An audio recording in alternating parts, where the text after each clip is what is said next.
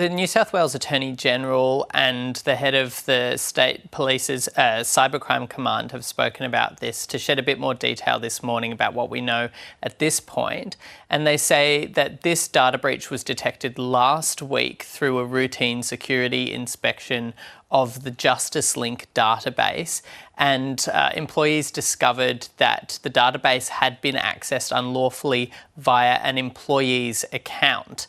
And they say that it's not clear exactly which files have been accessed at this point. It's understood one unit within the database was compromised and around 9,000 files have been accessed. They say they don't know if those files were downloaded or simply just viewed. But they're investigating exactly what has been distributed there. Detectives from the state government, from the police and from federal agencies, as well as private contractors, have been enlisted to investigate this matter. They've been scanning the dark web to try to find out if any of this information has been shared online, and they haven't detected any of that so far. Like I said, they spoke a little bit earlier to shed more detail on this. Here's some of what they had to say.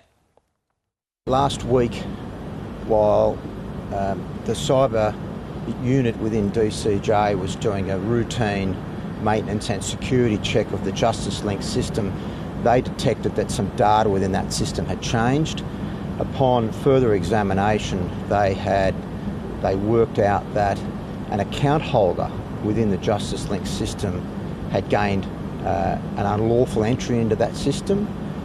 They had accessed 9,000 files.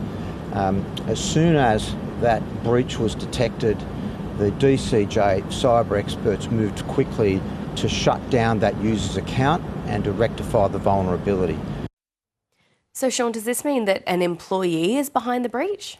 Well, police were asked about this morning, and they've said that it's often typical in these cyber attacks that a database is accessed via an account holder or an employee's account, and they don't know at this point, or they're sort of keeping their minds open as to who is behind this. They say they don't have any clear evidence at the moment whether it's an employee or whether it's an individual or a group actor, domestic or international. That's something that's being investigated. It's the early days in this investigation at this point.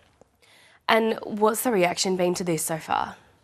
Well, there's naturally been some concern from community legal and particularly from domestic violence advocates and services about the impact that this could have on particularly vulnerable applicants. The nature of files that we may be talking about here relate possibly to apprehended domestic violence orders and affidavits in both criminal and civil proceedings, and advocates have said that they're quite concerned about the impact this might have on the trust that people have in the legal system. They're hoping to find some answers as they become available.